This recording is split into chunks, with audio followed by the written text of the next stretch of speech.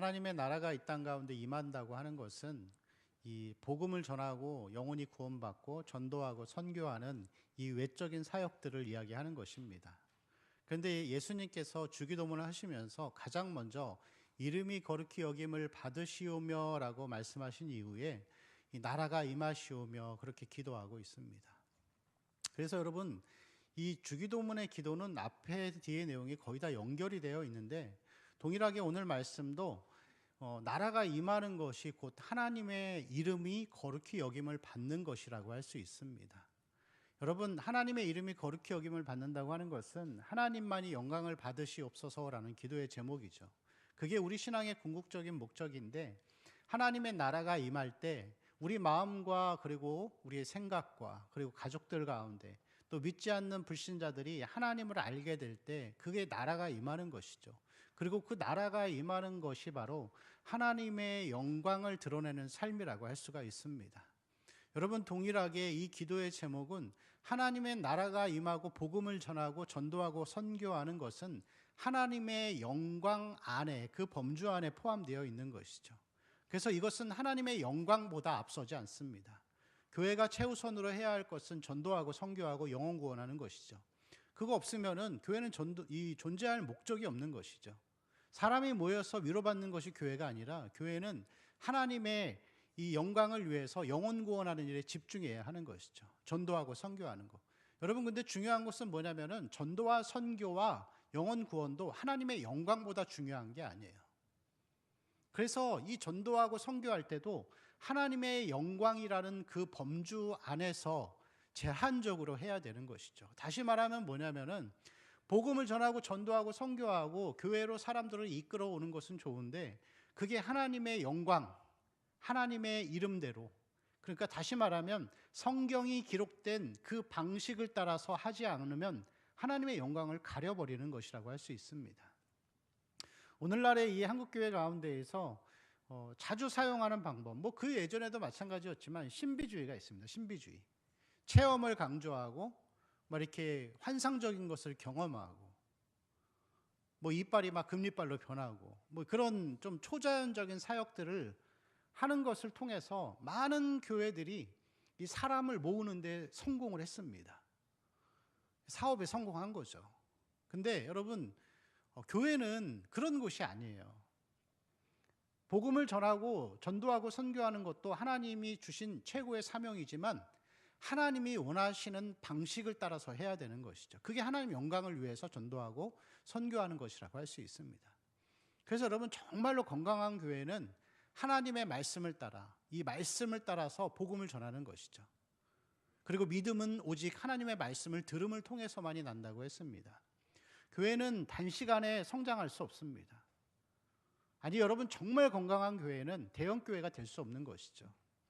말씀을 통해서 씨 뿌리는 비유와 같이 봄에 이렇게 씨를 뿌리고 물을 주면은 그게 언제 났는지 안 났는지도 모른 채 시간이 지나면서 눈에 띄지 않게 차츰차츰 자라가는 것을 볼 수 있죠. 그게 하나님 나라가 자라가는 모습이라고 할 수 있습니다. 뭔가 자극적인 방법이나 환상을 체험하고 병을 고친다고 해서 그것을 통해서 사람들이 교회로 올 수는 있겠지만 그 사람들이 다 구원받았다고 말할 수 없는 것이죠. 그냥 신기하니까 교회에 온 거예요. 신기하니까. 그리고 여러분, 그 가운데에서 하나님을 인격적으로 만나지 못한 사람들은 반드시 나중에 예수 배반하고 떠나게 되어 있습니다. 그래서 우리는 자꾸 교회를 다니면서 하나님의 영광 안에서 우리가 이 하나님의 나라를 온전하게 전하고 있는지를 우리는 잘 분별하는 지혜가 필요하다라고 할 수 있는 것이죠. 그게 하나님의 영광을 위한 하나님의 나라를 전하는 것이라고 할 수 있습니다. 여러분, 예수님께서 하셨던 그 모든 사역과 그분의 삶, 가르친 그것은 다 하나님의 나라에 대한 것들이었어요. 우리가 보고 있는 이 산상설교, 마태복음 5장, 6장, 7장은 하나님의 나라가 어떤 것이다라는 것을 우리에게 말씀하고 있는 것이죠. 여러분, 예수님이 처음에 오셔가지고 하셨던 첫 번째 말씀이 무엇이죠? 회개하라, 천국이 가까웠느니라. 회개하라, 하나님의 나라가 가까웠다. 그렇게 말씀하십니다. 그리고 예수님이 부활하신 이후에 사람들에게 보이시는 그 과정에서도 사도행전 1장 3절 말씀을 보면은 이렇게 말씀이 기록되어 있습니다. 사도행전 1장 3절이요. 그가 고난받으신 후에 또한 그들에게 확실한 많은 증거로 친히 살아계심을 나타내사, 같이 읽을까요? 40일 동안 그들에게 보이시며 하나님 나라의 일을 말씀하시니라. 하나님 나라의 일을 말씀하시니라. 시작도 하나님의 나라였고 끝도 하나님의 나라였습니다. 그래서 예수님의 가르침 전체는 다 하나님의 나라가 어떤 것이다라는 것을 우리에게 보여주고 있습니다. 예수님이 행하셨던 치유와 기적, 사람을 살리고 죽은 자를 살리는 이 모든 기적들의 역사, 물이 변하여 포도주가 되는 거, 여러분 그거 뭘 얘기하는 거죠? 성경은 계시라고 해요. 계시. 계시는 나타내다, 리빌레이션이라고 얘기를 하는 거예요. 다시 말하면 성경은 문자 그대로가 의미가 아니라 그것을 행하신 이유와 목적이 내면에 담겨져 있는 것이죠. 그럼 예수님이 행하셨던 죽은 자를 살리는 것은 사망의 권세와 흑암의 나라가 쫓겨나가고 생명의 나라가 임했다라는 이 복음을 선포하는 거예요. 병 고치는 것도 마찬가지죠. 귀신의 세력들을 쫓아내고 하나님의 나라가 임했다라는 것을 얘기하는 거예요. 그게 본질적인 사역인 거예요. 그래서 교회가 병 고치는 사역을 하고 초자연적인 것들을 내세워서 사람을 모으는 게 잘못됐다고 얘기를 하는 거예요. 내면의 어떤 의미를 잊어버리고 그냥 사람을 많이 모으고 가시적인 것을 위해서 교회가 복음을 전한다고 하면 그건 하나님의 영광을 위한 것이 아니죠. 그냥 자기의 만족을 위한 것이라고 할 수 있습니다. 예수님의 비유들도 다 그렇습니다. 씨 뿌리는 비유, 겨자씨 비유. 겨자씨 한 알이 현미경으로 봐야 볼 만큼 작지만 크면은 3m, 5m까지 자라서 거기에 뭐 열매도 맺고 새들도 앉는다고 하면서 하나님의 나라가 계속해서 팽창하고 성장할 것을 얘기하는 것이죠. 뭐 밭에 감추인 보화, 뭐 숨은 진주 비유, 예수님의 비유는 다 하나님의 나라가 어떠한 것인지를 말씀하는 것이라고 할 수 있겠죠. 예수님의 삶도 그렇습니다. 예수님이 이 땅에 2000년 전에 베들레헴 말구유에 오신 거는 하나님의 나라가 이 땅에 임했다, 이걸 선포하는 거예요. 하나님의 나라가 임했다라는 것을 선포하는 것이죠. 그리고 예수님이 이 땅에 33년 동안 사시면서 행했던 공생애의 모든 사역들은 하나님의 나라가 점점 진행되어 가고 있음을 보여주는 것이죠. 그리고 예수님이 십자가의 죽으심을 통하여서 하나님의 나라가 완전히 임하셨고 예수님이 다시 오실 때는 하나님의 나라가 완성되는 것을 우리에게 말씀하고 있는 것입니다. 그래서 성경은 예수님의 가르침은 다 하나님의 나라가 무엇인가에 대해서 우리에게 말씀하고 있는 것이죠. 자, 원래 예수님이 오시기 전에 사람의 모습은 세 가지의 권세에 눌려서 살던 사람이었습니다. 첫 번째, 인간은 타락 이후에 죄의 종으로 살았습니다. 죄의 종. 자, 로마서 6장 16절에서 18절 말씀, 우리 16절만 읽을게요. 같이 읽을까요? 시작. 너희 자신을 종으로 내주어 누구에게 순종하든지 그 순종함을 받는 자의 종이 되는 줄을 너희가 알지 못하느냐? 혹은 죄의 종으로 사망에 이르고 혹은 순종의 종으로 의에 이르느니라. 아멘. 거기까지요. 자, 사람은 타락한 이후에 죄의 종이 되었죠. 여러분, 우리가 죄를 막 짓는데 나 어느 순간 그제 안 지을 거야 하면서 끊으려고 하면 끊어져요? 안 끊어지죠. 이미 멍에에 매인 거예요. 죄의 노예가 된 것이죠. 자, 두 번째, 우리는 죽음의 종이 되었습니다. 로마서 5장 12절 말씀, 로마서 5장 12절 말씀 같이 읽겠습니다. 시작. 그러므로 한 사람으로 말미암아 죄가 세상에 들어오고 죄로 말미암아 사망이 들어왔나니 이르렀느니라. 아멘. 여러분, 우리 다 죽죠. 죽음을 두려워하면서 살아가는 거예요. 여러분, 높은 데 올라가면은 이게 오금이 막 저리죠. 뭘 안 그런 사람도 있겠죠. 근데 그게 뭐 겁이 많아서 그런 것도 있겠지만 기본적으로 사람의 마음속에는 죽음을 두려워하는 마음이 있는 거예요. 그게 이제 타락의 모습이라고 할 수 있겠죠. 자, 세 번째, 우리는 사단의 종이 되었습니다. 요한복음 8장 44절 말씀이요. 같이 읽겠습니다. 너희는 너희 아비 마귀에게서 났으니 너희 아비의 욕심대로 너희도 행하고자 하느니라. 그는 처음부터 살인한 자요 진리가 그 속에 없으므로 진리에 서지 못하고 이는 그가 거짓말쟁이요 거짓의 아비가 되었습니다. 아멘. 맨 앞부분에 보면 너희는 너희 아비를 누구라고 표현하죠? 마귀라고 표현하죠. 그리고 마귀를 아빠로 모시고 사는 사람들의 특징은 욕심대로 사는 거예요. 자기 욕심대로. 그게 여러분 인간의 타락의 모습입니다.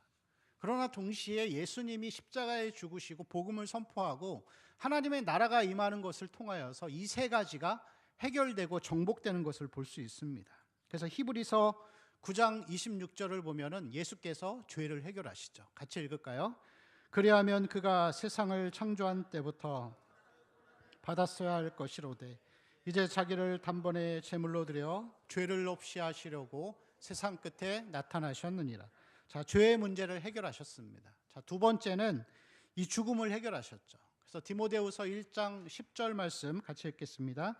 이제는 우리 구주 그리스도 예수의 나타나심으로 말미암아 나타났으니 그는 사망을 패하시고 복음으로써 생명과 썩지 아니할 것을 드러내신지라. 아멘. 죽음을 이겨내셨죠. 여러분, 죽고 나면 천국 가는 거 다 믿으시죠? 안 믿어요? 영광의 시작입니다. 그게 믿어지면 믿어질수록 우리 신앙이 성장하고 있다는 것을 보여주는 거예요. 믿음이 크면 클수록, 믿음이 커지면 커질수록 사람들은 땅에 대한 미련을 버리게 돼요. 그리고 빨리 가고 싶어 해요. 그 나라의 영광을 알기 때문에 그런 것이죠. 자, 그리고 세 번째는 사단을 패배시키죠. 자, 히브리서 2장 14절과 15절 말씀 같이 읽겠습니다. 시작. 자녀들은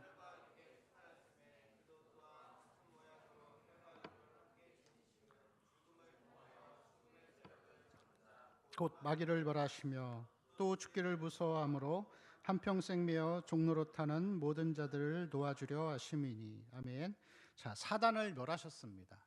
이것은 창세기 3장 15절에 나오는 여자의 후손이 뱀의 후손의 머리를 상하게 한다라는 이 원시 복음의 성취, 그것이 십자가를 통해 나타나는 것이죠.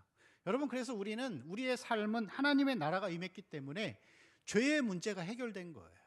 죽음도 해결되고 사단도 없어졌습니다. 그럼 여러분 항상 승리해야 되죠. 항상 거룩한 삶을 살아야 되고. 근데 여러분 그렇지 않아요. 그죠? 여전히 우리는 죄와 싸우고 여전히 또 죽음을 두려워하고 그리고 여전히 우리 가운데 우리 주변에서 사단이 나를 못 살게 굴고 방해하는 거예요. 그게 여러분 뭐냐면은 이렇게 비유할 수 있어요. 자유민주주의 국가에 내가 들어와서 사는 거예요. 북한 땅과 같이 이 마귀 이 독재자가 지배하는 그 사단의 나라에서 누군가를 통해서 내가 이 대한민국이라는 자유민주주의 국가에 들어온 거예요. 그게 여러분 구원이라고 얘기를 하는 거예요.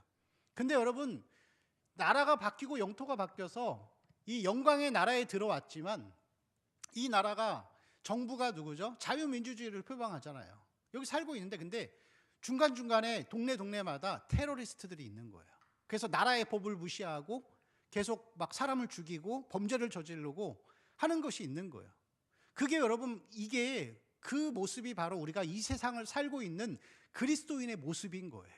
우리는 죽음의 문제를 해결했고 사망의 문제가 끝났죠. 사단의 종이 아니고 하나님의 종이고 영생을 받았지만 여전히 우리는 지금 이 땅에서 죄와의 문제에서 싸워야 되고 죽음을 한 번은 들어가야 되는 거예요.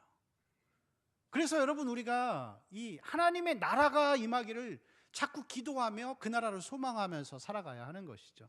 그래서 여러분 이 기도의 제목과 같이 나라가 임하시오며라고 하는 이 기도는 하나님의 나라가 실제적으로 예수님이 재림하시기를 구하는 기도라고 할 수 있습니다. 여러분 예수님이 빨리 오셨으면 좋겠죠. 그 결혼을 해봐야 될 것 같아요. 네, 빨리 오셨으면 좋겠어요. 네, 저는 뭐 결혼도 해봤고 먹을 것도 다 먹어봤고 살도 찔 만큼 쪄봤고 더 이상 빨리 오시면 더 좋습니다. 그래서 여러분 하나님의 나라가 임했을 때 예수님이 이 땅에 구름 타고 오실 때 우리의 몸이 새로운 몸을 입고 우리가 그렇게 괴로워하던 죄의 문제가 다 해결되어지고 죽음이 정복되고 취업에 대한 걱정도 없고 먹는 거에 대한 걱정도 없고 하나님의 영광을 바라보면서 그분을 예배하면서 사는 것이 정말 어마어마한 영광과 기쁨과 행복의 삶이라는 것을 소망하며 살아야 하는 것이죠. 여러분, 하나님이 예수께서 다시 이 땅에 오시는 그 나라의 재림음, 예수님의 재림을 바라보면서 주 예수여 어서 오시옵소서, 이 성경이 마지막으로 마무리되면서 계시록 마지막 21장 끝절에서 아멘 주 예수여 오시옵소서, 그 요한의 기도의 제목이 우리의 제목이 되었으면 좋겠습니다. 두 번째, 하나님의 나라가 임하기를 원하는 기도는 교회의 부흥과 타인의 회심을 위해 기도해야 하는 것이죠. 부흥과 회심, 이것은 사람의 노력으로 가능한 것이 아니고 하나님의 은혜가 비춰질 때만에 그것이 가능한 것입니다. 여러분, 믿지 않는 가족들 위해서 기도하고 계시죠? 꼭 기도해야 합니다. 기도 안 하면 그 죄값이 나에게 돌아오는 거예요. 당연히 기도해야죠. 신앙을 가진 사람들이 기도하지 않는다고 하면은 그거 있을 수 없는 것이겠죠. 교회를 위해서도 여러분 기도해야 합니다. 여러분, 영국 교회가 1930년도에 WCC 운동을 했었습니다. 그리고 교회 안에서 많은 이 대한민국 교회들이 하는 것처럼 연예인들 초청하고 정치적으로 높은 사람들 초청해서 강단에서 뭐 간증을 하고 여러 가지 문화 행사들을 했었습니다. 그리고 영국 교회가 망했어요. 왜 망했냐고요? 뭐 행사를 하고 그게 나쁘다는 게 아니에요. 오직 말씀, 하나님 말씀을 중요하게 여기지 않고, 그리고 말씀을 자꾸 이성적으로 판단하고 비판하다 보니까 하나님이 교회에서 은혜를 싹 걷어가신 거예요. 그리고 불과 20년, 30년 후에 영국 교회에 50명 이상 모이는 교회가 없었어요. 교회의 부흥을 위해서 기도해야 한다는 것은 이 교회 가운데 하나님의 은혜의 충만함을 위해서 기도해야 합니다. 우리 신앙생활 재연배 정도 된 우리 청년들이나 성도들은 알 거예요. 20년, 30년 전엔 기도하면 그 은혜가 충만해서 집에 가라고 해도 가기 싫었어요. 기도하는 게 행복하고 말씀 보는 게 행복했기 때문에. 근데 여러분, 지금 그래요? 어느 교회를 가도 똑같아요. 다 하나님 은혜가 걷어져 가는 거예요. 하나님의 은혜가 떠나면은 교회가 무너지는 건 순식간인 거죠. 사람이 많이 모이고 재정이 많고 건물이 있고 그게 중요한 게 아니에요. 그건 무너지기 시작하면 한순간에 무너지는 거죠. 중요한 거는 교회가 하나님의 은혜가 충만하기를 위해서 우리는 기도해야 하는 것이죠. 예배를 드리러 와가지고 그 가운데에서 회심을 경험하고 하나님의 그 은혜를 인격적으로 체험하면은 누가 얘기하지 않아도 예배의 자리를 사모하고 교회에 오게 되겠죠. 그 은혜가 충만하게 부어질 때 수적인 성장도 나타나는 것입니다. 그래서 여러분, 항상 교회의 부흥과 타인의 회심을 위해서 꼭 기도하시기 바랍니다. 세 번째는 전도와 선교를 위해서 기도하는 것이죠. 마태복음 24장 14절 말씀 우리 같이 읽을까요? 시작. 이 천국 복음이 모든 민족에게 증언되기 위하여 온 세상에 전파되리니 그제야 끝이 오리라. 아멘. 자, 천국 복음이 모든 민족에게 증언되기 위하여 온 세상에 전파되면 예수님이 오십니다. 여러분, 지금 이 전 세계적으로 복음이 들어가지 않은 곳이 얼마나 될 것 같아요? 저도 잘 몰라요. 잘 모르는데 한 몇백 개밖에 안 남았다 그러더라고요. 그러니까 나라만 치면 안 되고 이 오지에 살고 있는 부족까지 포함해서 한 번도 복음을 못 들어본 곳이 1000곳 이하로 떨어졌다고 하더라고요. 근데 여러분, 이것도 조금 좀 애매한 부분이긴 한데 그 땅 끝이라는 것이 민족이라는 영토의 개념을 말하는 건지 잘 모르겠어요. 저는 그 땅 끝이라는 것이 사람의 마음일 수도 있다라는 생각은 들어요. 그러나 여러분, 어찌됐든 간에 우리에게 있어서 이 전도와 선교를 위해서 기도하는 것이 하나님의 나라가 임하기를 위해서 기도하는 것이라고 할 수 있습니다. 그래서 여러분, 사역하는 분들을 위해서 꼭 기도해 주시기 바랍니다. 선교사들을 위해서도 그렇고 하나님의 나라를 전파하는 자들을 위해서 기도해야 하는 것이죠. 여러분, 교회는 할 일이 많아요. 교회는 하는 일이 많습니다. 때로는 우리 청년들이나 학생들에게 장학금도 주고 또 구제도 하죠. 어려운 사람들도 도와줍니다. 지역사회도 섬기죠. 그리고 사회 정의를 위해서도 교회는 이 복음을 외쳐야 하는 것이죠. 근데 여러분, 제일 중요한 것은 교회가 존재하는 최우선의 목적은 하나님의 영광 안에서 복음을 전하는 것이라고 할 수 있습니다. 그것을 위해서 우리가 모인 것이죠. 그래서 항상 여러분 전도하고 선교하는 삶을 위해서 힘쓰시기 바랍니다. 네 번째로 하나님의 나라가 임한다고 하는 것은 내 삶 가운데 하나님의 나라가 임하는 것을 얘기하는 거예요. 그래서 그것은 현재적인 구원, 거룩한 삶이 우리의 마음 가운데 밀려 들어오는 것을 얘기하는 거예요. 여러분, 사람이 구원을 받기 전에는 주인이 하나였어요. 마귀, 죄의 영역이었어요. 그래서 싸울 필요가 없는 거예요. 싸울 필요가 없는데 예수 믿고 구원받으면은 죄성이 있는 이 몸과 인격 가운데 성령이 들어오세요. 그럼 성령과 마귀의 영이 계속 치열하게 싸우는 전쟁터가 되는 거예요. 근데 우리가 우리의 마음을 계속 은혜로 채워야 되는 게 중요한 거예요. 그냥 놔두면 여러분, 사람은 그리스도인이 아닌 사람은 상관없어요. 그런 사람들은 마음이 뭐 전쟁을 하고 이런 거 몰라요. 근데 우리는 구원받고 나면은 하나님께서 우리 마음속에 성령을 주셨는데 이 성령이 그 반대편에 있는 죄성과 죄와 계속 싸우면서 전쟁을 하게 돼 있는 거예요. 그래서 이 전쟁에서 우리가 승리하기 위해서 계속 은혜로 채워야 돼요. 말씀도 봐야 되고 기도도 해야 되고 예배도 열심히 드려야 되는 거예요. 저도 그렇게 하려고 애를 쓰고 있습니다. 제가 이렇게 딱 우리 망원동 성역교회에 와서 보니까 겉으로는 되게 평안한데 이 망원동은 마귀가 득실득실한 데 같아요. 제 눈에 보이지는 않아요. 보이지는 않는데 제가 요즘에 정말 기도를 열심히 해봐야 되겠다 생각해서 새벽에 가면은 새벽 예배 때 보통 한 1시간 반 정도 기도를 하고 나옵니다. 근데 그렇게 기도를 하고 나오면은 여러분 생각해 보세요. 1시간 정도 기도를 매일 한다고 생각하면 은혜가 충만하겠어요? 안 충만하겠어요? 해본 적이 없죠? 은혜가 충만하죠. 근데 1시간 반을 기도하고 금식을 해도 다 필요 없어요. 계속 화가 나고 분노하고 실망스럽고 이 감정이 통제가 안 되는 거예요. 그래서 저는 여러분 요즘에 하루하루 전쟁하면서 살고 있습니다. 왜 그런지 잘 모르겠어요. 이 지역이 여러분 영적으로 봤을 때 평범한 곳은 아니에요. 그러면 우리는 계속해서 우리의 마음을 그렇게 하나님의 은혜로 채워가면서 죄의 세력들을 힘을 못 쓰게 만들어 가야 하는 거예요. 여러분, 이거는 굉장히 중요한 부분이에요. 균형적인 부분에서. 전도하고 선교하고 다 좋죠. 선교사들한테 헌금하고 나가서 선교하고 외적인 사역에 집중하는 거, 하나님 나라에 집중하는 거 중요한데 내적인 부분도 같이 가야 돼요. 이게 여러분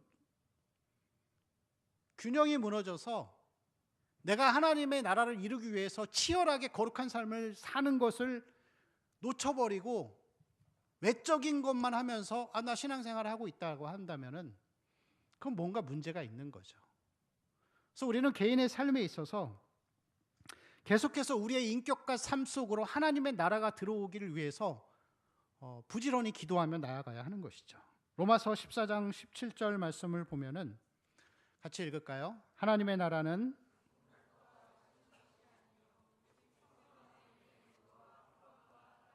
아멘. 자, 의와 평강과 희락의 땅을 만들어 가야 되는 거예요.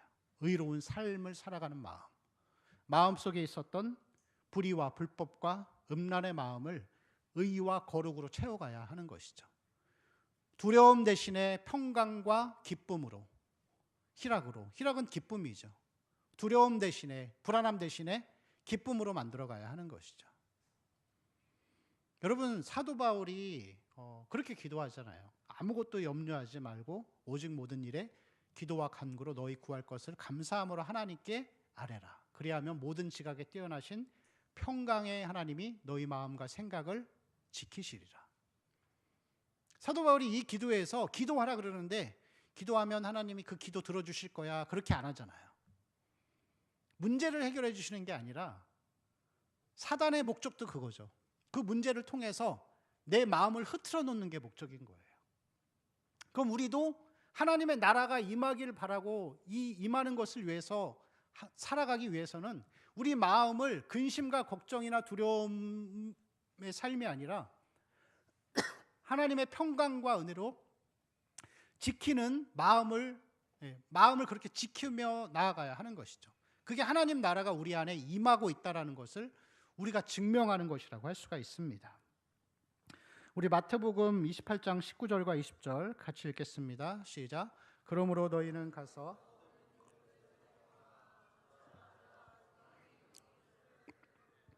내가 너희에게 분부한 모든 것을 볼지어다 너희와 항상 함께 있으리라 하시니라. 아멘. 자, 예수님의 지상 명령이죠. 예수님이 천국에 다시 가시기 전에, 자기의 본향으로 가시기 전에 이 제자들에게 명령하신 거예요. 너희는 가서 모든 민족을 제자로 삼아 아버지와 아들과 성령의 이름으로 세례를 주고 내가 너희에게 분부한 모든 것을 가르쳐 지키게 하라. 복음을 전하라고 얘기하는 거죠. 너희들 나가서 전도해, 선교하고 영혼 구원하는 데 힘써. 그래서 실제로 여러분 이 사도들이 죽음도 두려워하지 않고 복음을 전하잖아요. 근데 여러분 잘 보세요. 이 말씀을 보다가 보면은 이 말씀에는 동사들이 몇 개 나와요. 동사들이 몇 개 나오는데 첫 번째는 가서, 가다라는 뜻이죠. 가라. 그리고 제자로 삼아라. 그리고 세례를 베풀다, 가르치다, 지키게 하다. 많은 이 동사들이 나오는데 여러분 여기서 핵심 동사가 뭐냐면은 제자를 삼다예요. 제자를 삼다. 이거는 여러분 제자를 삼다라고 하는 이 단어 안에 가서 세례를 주고 가르쳐 지키게 하라가 다 포함되어 있는 거예요. 그럼 여러분 이거는 뭘 얘기하는 거냐면은 하나님의 나라가 임한다고 하는 것은 전도되어 온 사람들을 가르쳐 지키게 하고 지속적으로 하나님의 말씀으로 길러서 제자 삼는 일로 나아가야 한다는 걸 얘기하는 거예요. 다시 말하면 제가 아까 얘기했었던 거룩한 성화의 삶을 살아가는 사람들이 되라고 얘기를 하는 거예요. 여러분 그게 복음 전파예요. 여러분 복음 전파 그러면은 뭐라고 생각하죠? 복음 영혼 구원 그러면은 불신자가 교회 안으로 들어와서 예배 드리는 거. 맞죠? 복음 전파죠. 영혼 구원이죠. 근데 그것만이 아니에요. 그 사람이 들어와서 교회 안에서 예배를 드리면서도 5년, 10년이 지나도 예수 안 믿어질 수 있어요. 그냥 교회만 10년 다닌 거죠. 그 사람이 교회 안으로 들어와서 하나님을 인격적으로 만나고 영혼이 계속해서 구원받은 이후에도 제자 되어가는 그 삶까지 다 포함해서 영혼 구원인 거예요.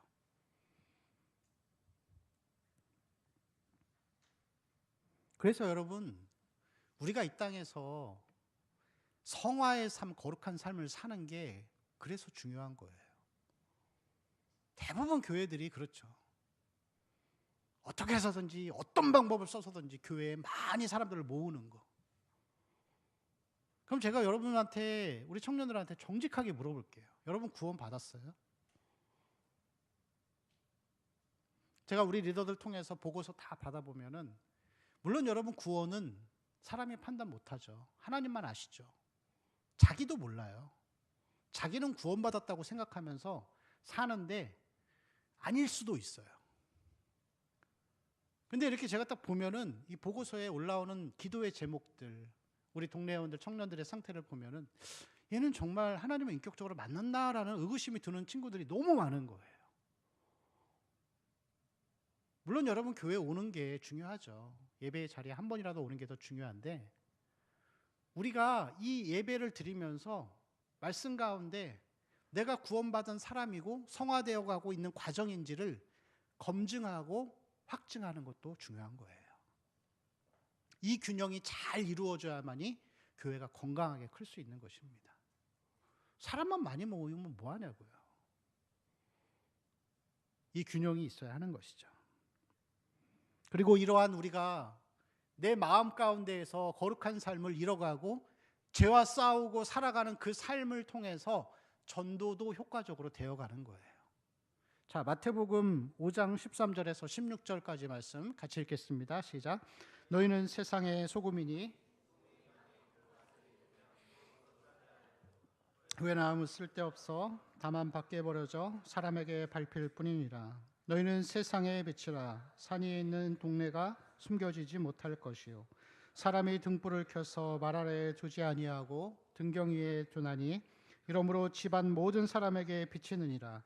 이같이 너희 빛이 사람 앞에 비치게 하여 그들로 너희 착한 행실을 보고 하늘에 계신 너희 아버지께 영광을 돌리게 하라.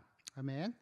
자, 사람들이 그 16절 말씀을 보면은 너희 빛이 사람 앞에 비치게 하여 이 불신자들이 하나님 아버지께 영광을 돌리게 하는데 무엇을 보고서요? 너희의 착한 행실을 보고서 하나님을 믿고 싶은 마음이 드는 거예요. 그게 여러분 성화와 전도의 균형이고 조화인 것이죠. 요즘에 여러분 오늘날에 교회가 그렇잖아요. 나가서 예수 믿으세요. 그럼 뭐라 그래요? 너나 잘하세요. 예? 왜 그래요? 성화가 없어요. 교회 안에 현재적인 구원이 없는 거예요. 예수가 나를 위해서 십자가에서 죽으셨고 그것이 믿어졌는데 예수님이 구원자로는 인정이 되는데 주인으로는 인정이 안 되는 거예요.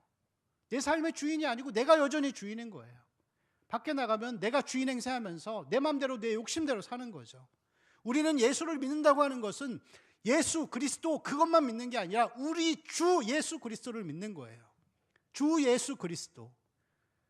잘 안 되죠, 여러분. 그렇지만 내가 꾸준히 내가 하나님 앞에 거룩한 삶을 살고 죄와 싸우는 삶을 살려고 하는 모습을 통해서 그 행실을 보면서 사람들이 하나님 앞에 궁금증을 갖는 거예요.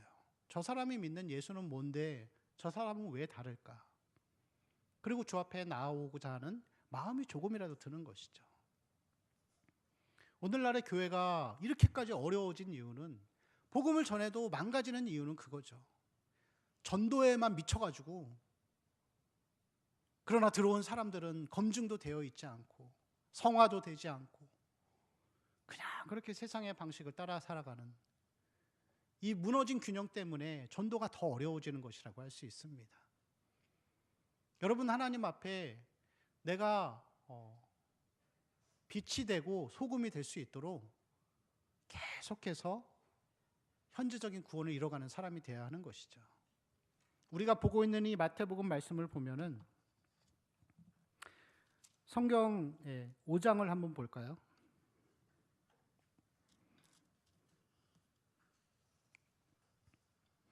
우리가 조금 전에 읽었던 소금과 빛에 대한 말씀은 마태복음 5장 13절에서 16절까지의 말씀입니다. 그런데 여러분 그 전에 나오는 말씀들이 무엇이죠? 일명 팔복, 심령이 가난하고 애통하고 뭐 여러 가지 말씀이 있잖아요. 그렇게 사는 사람들이 빛이 되고 소금이 된다는 걸 얘기하는 거예요. 그래서 제가 여러분한테 그러잖아요. 선교 전도 중요한데 너네나 잘 살아라. 그게 무슨 의미인지 알겠어요, 이제? 전도하고 선교하는 거 정말 중요한데 내가 하나님 앞에 먼저 바르게 살아야 되는 거예요. 거룩한 삶을 살아야 되는 것이죠. 이 균형이 잘 유지돼야만이 하나님의 나라가 온전히 임해져 갈 수 있는 것이라고 할 수 있습니다. 여러분 하나님의 나라가 임하기를, 나라가 임하시오며 교회의 부흥과 또 선교와 전도와 우리의 가족들 가운데에서 여러분 그렇지만 특별히 내 개인의 삶이 하나님의 나라가 임하기를 기도해야 할 줄로 믿습니다. 하나님 은혜로 채우십시오.